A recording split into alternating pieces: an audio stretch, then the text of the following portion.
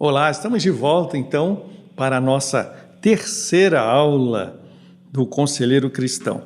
A terceira aula, o tema será Conselheiro Cristão como mediador de crise, tá ok? Nem sempre o conselheiro em si pode orientar em tudo, tem essa noção.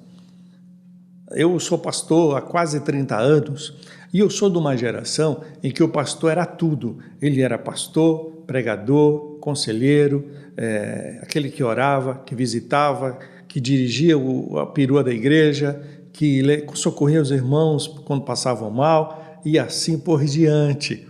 Mas isso não é produtivo. Então você como conselheiro, você não tem que saber de tudo e nem ter respostas imediatas. Tá? Isso, inclusive, faz com que muitas pessoas se sintam inibidas de começar o ministério de aconselhamento. Então, tenha em vista que você não é sabedor de tudo, porém, você pode ser instrumento ou ponte de uma situação de conflito para uma situação de resolução, tá ok? Há áreas que ele não domina, áreas que o conselheiro não domina ou não é especialista. Então, portanto, vamos lá. Primeiro ponto aqui, peça ajuda a outras pessoas ou profissionais que tenham mais conhecimento que você. Ou seja, seja você ou tenha você uma rede de apoio, tá? Tenha pessoas que possam estar dando continuidade àquilo que você não domina. Isso é importante. Então, por exemplo, profissionais de saúde, casos de dependência química, tá? Distúrbios psiquiátricos e assim por diante. Então, tem essa rede de apoio. Então, a primeira rede de apoio interessante para o conselheiro são profissionais de saúde. Às vezes a pessoa vem num quadro clínico assim depressivo muito forte, muito severo, ou de um histórico assim muito demorado, que aquela pessoa está já há anos muitas vezes. O que você faz? Você diz assim, não, meu irmão, minha irmã, ore. Aí ele diz assim, pastor, eu oro 3 vezes por dia. Aí você fala, não, minha irmã, começa aqui, confie, creia. Pastor, eu confio, eu creio. Ah, irmã, então leia a Bíblia, faça uma campanha. Pastor, já fiz inúmeras campanhas. Aí você fica assim, e agora? O que eu vou dizer para essa pessoa? Então está faltando você ter uma rede de amparo para essa pessoa. Sabe? É importante que você oriente, minha irmã, o seu problema não é espiritual.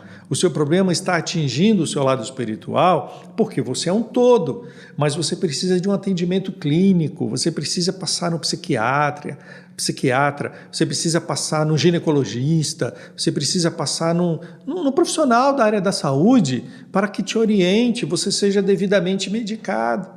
Então, está um desequilíbrio hormonal em você, muitas mulheres estão na fase da menopausa, que é um desequilíbrio hormonal. Homens têm a fase da andropausa, que também é um desequilíbrio hormonal. Depois dos seus 45 ali, o homem já começa também a ter ali uns desarranjos hormonais no seu organismo, no corpo, né? Nós somos uma máquina, precisamos arrumar, trocar fluidos, óleos e assim por diante. Tá? Então é importante que você tenha em mente que você, como conselheiro, você não é somente aquele que fala, mas aquele que pode pegar na mão e dizer assim, irmão, olha, procure tal médico, olha, vá lá na UBS, vá lá consultar o doutor fulano de tal, vá na cidade tal e procure, tá entendendo? Então seja essa ponte. Tá ok? Segundo, procure outros profissionais, oriente para outros profissionais também, como psicólogos ou até conselheiro mais experiente que você. Então, existem casos que você fala assim, nossa, eu não sei como tratar isso, eu não sei como cuidar. Às vezes é um problema de ordem conjugal, por exemplo, tá? Certa feita eu fui procurado por um irmão que ele estava tendo um problema de ordem conjugal. E ele me procurou para dizer, pastor, o que eu faço nessa situação? Eu confesso para os irmãos que eu não sabia o que dizer para ele. Aí o que eu fiz? Irmão, vamos fazer uma oração? Vamos ver o que Deus vai dizer para nós? E nós fizemos ali uma oração. Em seguida, eu marquei um outro dia para ele, para que ele retornasse. E nesse meio tempo, eu procurei alguém mais experiente que eu pude relatar. Claro que a descrição aqui é fundamental, irmãos.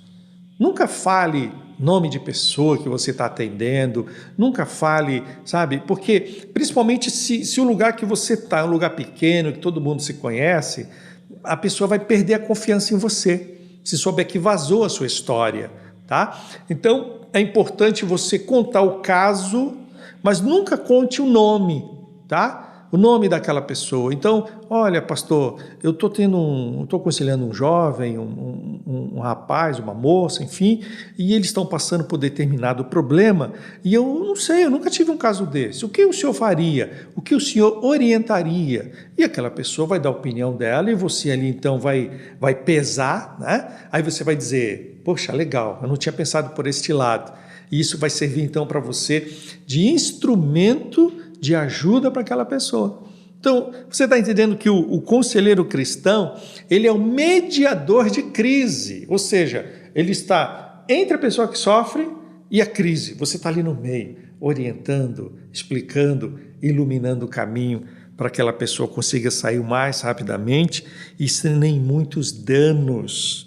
Não tenha vergonha de reconhecer que precisa de ajuda.